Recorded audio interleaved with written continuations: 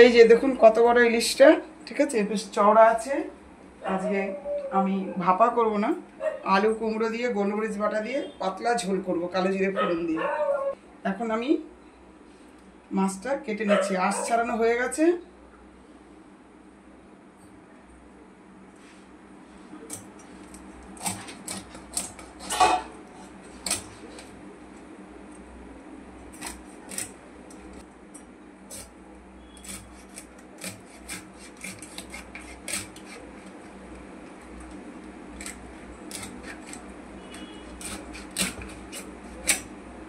টাটকা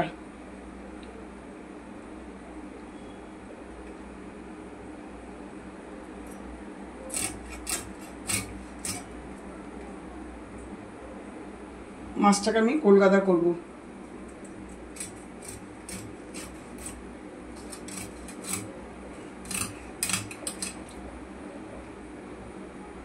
ইলিশ মাছের পৈতাটা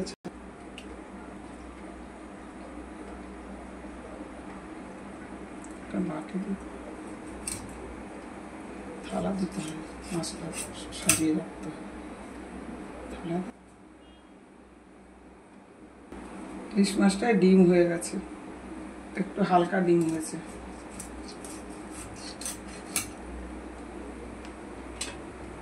সোনামালা খাবে বল।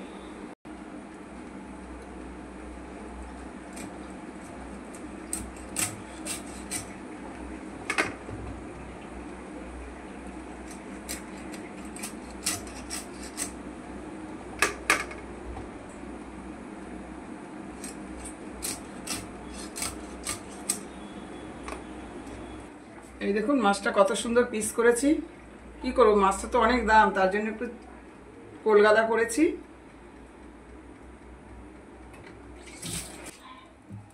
এখানে আমি সরষের তেল দিয়ে দিলাম, ফোড়ন দিলাম, কালো জিরা,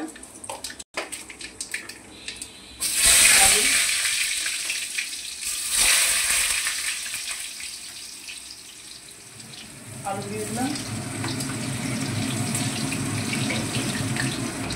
কুমড়ো দিয়ে দিলাম। আজকে বেশি মাছ করবো না, যেহেতু আমরা 3 জন খাবো, 3 পিস করবো।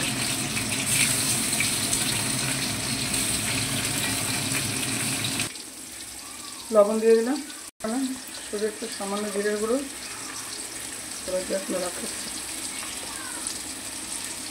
কাঁচা লঙ্কা,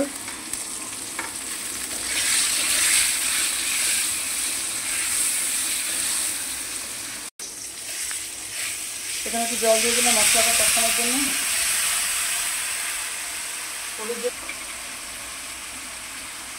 হলুদ গুঁড়ো দিয়ে দিলাম। মাছটাকে কিন্তু আমি ভাজবো না,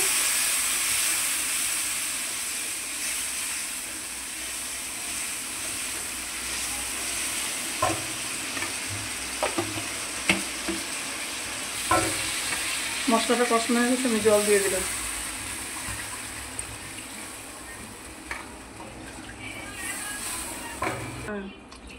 আর একটু জল দিলাম, ভালো করে সবজিগুলো সেদ্ধ হবে। এখানে একটু হলুদ দিয়ে দিলাম আর লবণ দিয়ে দিলাম।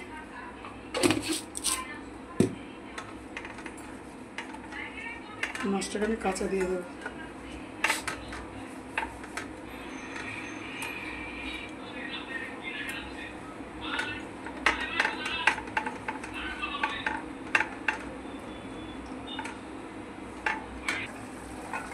এবার মাছটাকে আমি দিয়ে দিলাম, আমরা 3 জনে খাবো তো 3 পিস দিলাম। আর বাচ্চাদের আমি কোলটাকে ভাপা করে দিয়েছি ভাতের মধ্যে দিয়ে।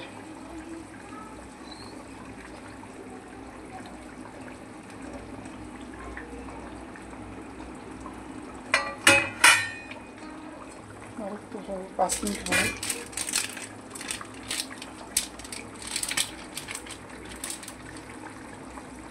গোলমরিচের গুঁড়ো দিয়ে দিলাম,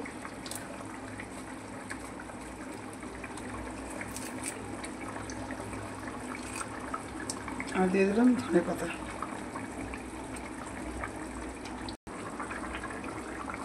একটু কাঁচা সর্ষের তেল দিয়ে দিলাম।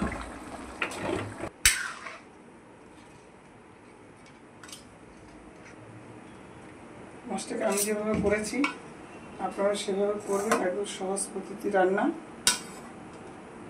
ভালো লাগলে লাইক করুন, শেয়ার করবেন, পাশে থাকা বেল আইকনটি ক্লিক করবেন, আমার ফেসবুকটাকে ফলো করবেন, আমার ইউটিউব চ্যানেলকে সাবস্ক্রাইব করবেন, আর সকলে আমার পাশে থাকবেন।